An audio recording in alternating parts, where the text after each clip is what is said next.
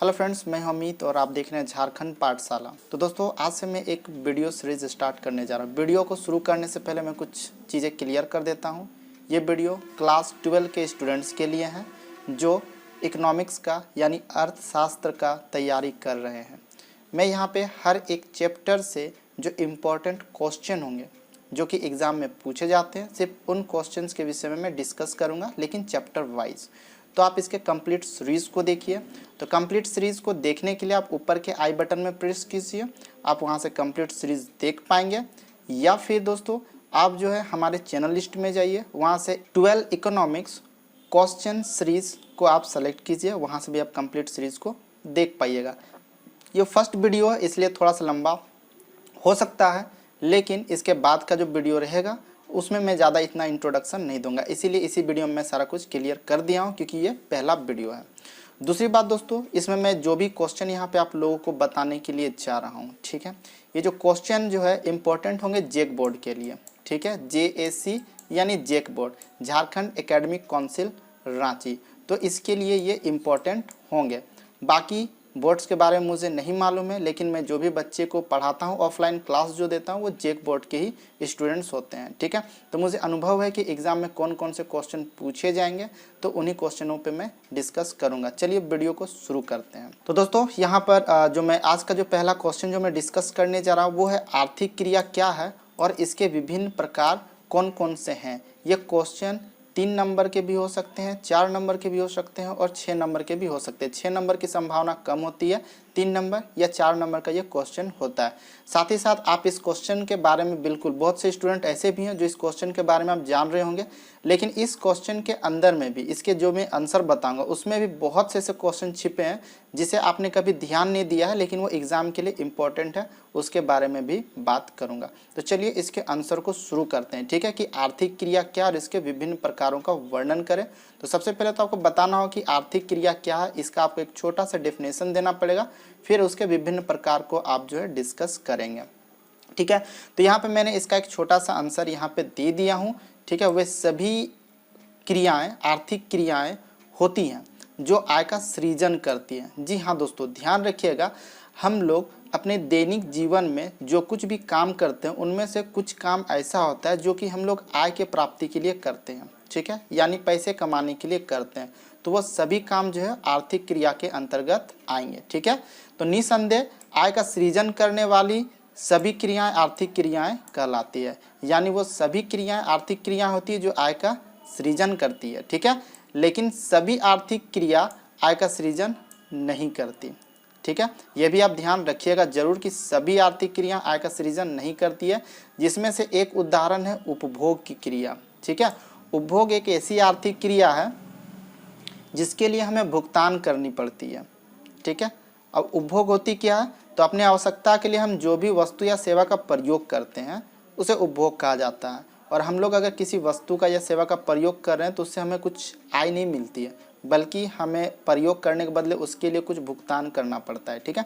मान लीजिए कि अगर आपको लिखने के लिए एक पेन चाहिए, आप पेन का उपभोग करें, तो पेन आप मार्केट से खरीद के लाएंगे, उसके लिए आपको पैसा देना पड़ेगा, यानी आपने पेन का उपभोग किया लेकिन आपको भुगतान करना पड़ा, आपको पैसा नहीं मिला, ठीक है। तो ये एक ऐसी आर्थिक क्रिया जो आय का मतलब आय का सृजन नहीं करती है, लेकिन फिर भी ये एक आर्थिक क्रिया है, आर्थिक क्रिया के अंतर्गत इसे रखा गया है, ठीक है।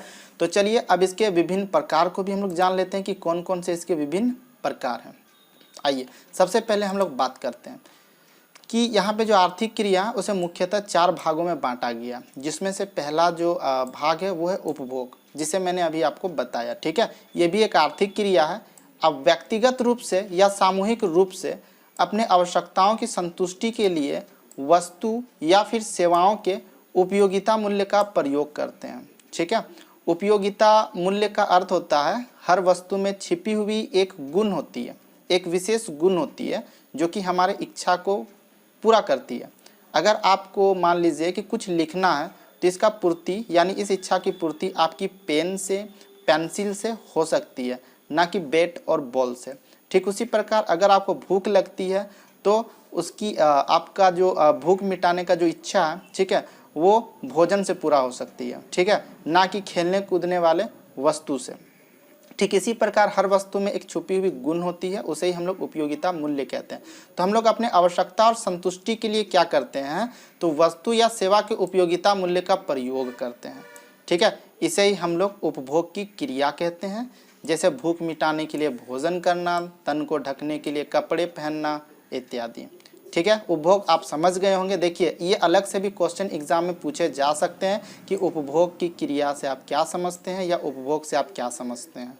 ठीक है, चलिए आगे देखते हैं। जो इसका कैटेगरी है वह है उत्पादन। अगला जो प्रकार है उत्पादन। दोस्तों उत्पादन क्या होती है कि इसमें यह वह आर्थिक क्रिया है जिसमें वस्तुओं और सेवाओं की उपयोगिता मूल्य में वृद्धि की जाती है। जी हाँ दोस्तों, हम लोग किसी भी वस्तु की उपयोगिता मूल्य में क्या करते हैं, वृद्धि कर देते हैं। ठीक है, जैसे कपड़े को काट करके दर्जी क्या करता है, उसका कपड़े सिलता है, यानी उसकी उपयोगिता मूल्य में वृद्धि कर देता है वो। ठीक है, उसी प्रकार जो एक बढ़ई होता है वो लकड़ी को क्या करता है, तो काट करके उसे अलग अलग प्रकार का जो है वो मेज़ या कुर्सी जो है वो बनाता है, यानी वो लकड़ी के उपयोगिता मूल्य में वृद्धि करता है। ठीक है, यानी हम इसे दूसरे तरीक़ा से भी बोल सकते हैं कि उत्पादन वह क्रिया होती है जिसमें कच्चे माल को जो है ना उपयोगी वस्तुओं में परिवर्तित किया जाता है। ठीक है, तो उम्मीद करता हूँ कि उत्पादन को भी आप समझ चुके होंगे। ठीक है, चलिए इसका अगला प्रकार को देख लेते हैं जो कि है विनिमय। तो दोस्तों विनिमय की जो क्रिया है ये बहुत ही इजी है इसे समझना। हम लोग जो भी लेन देन करते हैं यानी जो भी क्रय विक्रय करते हैं, ठीक है, उत्पादन के साधन का जो भी क्रय विक्रय होता है उसे ही विनिमय कहा जाता है। ठीक है, और विनिमय की इस क्रिया को जो है कीमत निर्धारण भी कहा जाता है। चलिए देखते हैं कि इसे कीमत निर्धारण क्यों कहते हैं। ठीक है, कीमत निर्धारण को तो पहले हम लोग दो भाग में यहाँ पे बांट लेते हैं। विनिमय यानी वस्तुओं का आदान प्रदान करना, लेकिन वस्तुओं को आदान प्रदान करने से पहले जो है ना वस्तु का जो है ना सबसे पहले कीमत को निर्धारण करना होता है, तभी तो आप उसे आदान प्रदान कर पाएंगे। किसी भी वस्तु को आदान प्रदान करने से पहले हम उसका कीमत देख लेते हैं, यानी उसका पहले कीमत को निर्धारण करना पड़ता है। ठीक है, तो देखिए कीमत वस्तु कीमत निर्धारण से क्या अभिप्राय है कि इसका जो संबंध है वो बाजार के विभिन्न दशाओं में, जैसे पूर्ण प्रतियोगिता, एकाधिकार या अपूर्ण प्रतियोगिता जैसे बाजारों में वस्तुओं की कीमत निर्धारण से होता है। यानी बाजार की भी कुछ अवस्थाएं होती है। ठीक है, प्रतियोगिता के अनुसार तीन भागों में उसे बांटा जाता है, जैसे पूर्ण प्रतियोगिता, एकाधिकार और अपूर्ण प्रतियोगिता। तो सभी में वस्तुओं की जो कीमत होती है विभिन्न प्रकार की पाई जाती है। यानी वस्तुओं का उन बाजार की दशाओं के अनुसार जो वस्तुओं का कीमत निर्धारण होता है उसे ही हम लोग वस्तु कीमत निर्धारण कहते हैं। लेकिन दोस्तों कीमत निर्धारण एक और है और वो है साधन कीमत निर्धारण।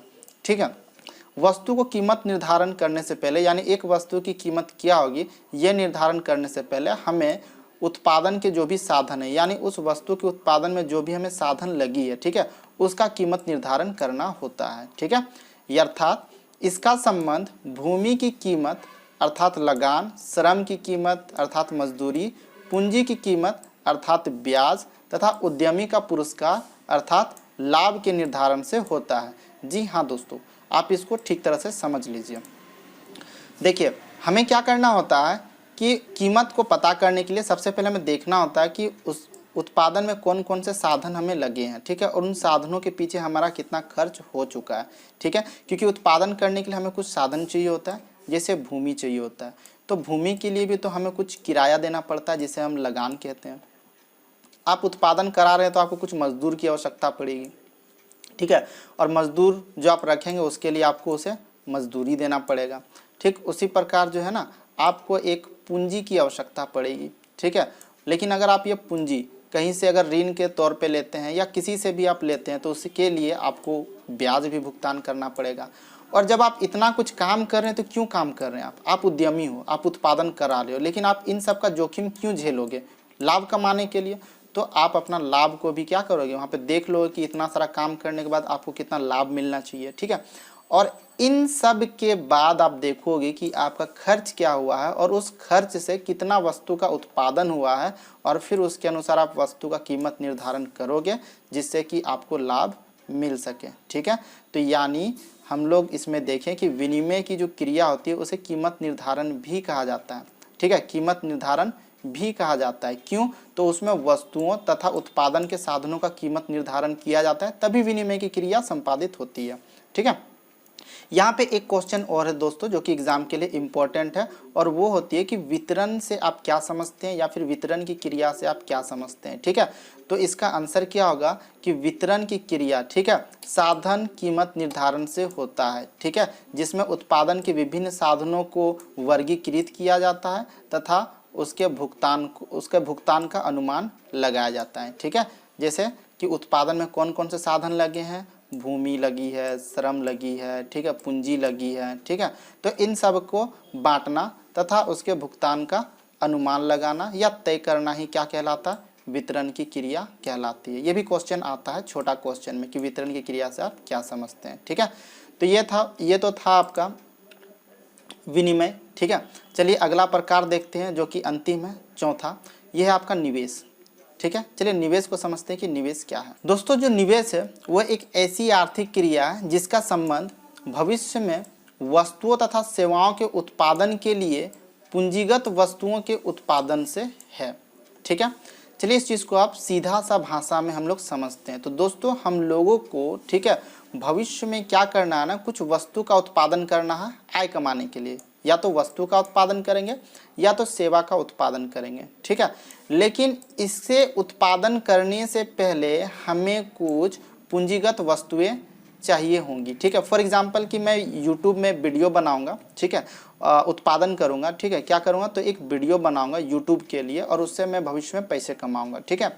लेकिन इस वीडियो को बनाने से पहले हमें कुछ पूंजीगत वस्तुएं लेनी पड़ेगी, जैसे कि कैमरा लेना पड़ेगा। ठीक है। जो भी यूट्यूब का वीडियो बनाने के लिए हमें आवश्यकता पड़ेगी वो साधन हमें जुटाना पड़ेगा, और उसके पीछे जो हम लोग खर्च करेंगे ना, वही खर्च हमारा क्या कहलाएगा? निवेश कहलाएगा। यानी सरल भाषा में अगर हम बोलें तो कह सकते हैं कि भविष्य में लाभ कमाने के लिए हमें जिन वस्तुओं का उत्पादन करना होता है, ठीक है, उससे पहले हमें उसके पीछे कुछ साधनों पे खर्च करना होता है। तो उन साधनों पे किए गए खर्च को ही हम लोग निवेश कहते हैं। ठीक है। यानी उत्पादन के विभिन्न साधनों पर किए गए खर्च को ही हम लोग निवेश कहते हैं। तो इस तरह से दोस्तों ये वीडियो समाप्त हुआ है। ठीक है। इसी चैप्टर से मैं अगला इंपॉर्टेंट क्वेश्चन लेकर के जल्द ही उपस्थित होऊंगा। आपके पास भी अगर ऐसा कुछ क्वेश्चन तो लिख भेजिए ताकि मैं उसे आपको वीडियो बना करके जो है दे सकूं। ठीक है। हम फिर मिलेंगे एक नए वीडियो के साथ। तब तक के लिए धन्यवाद।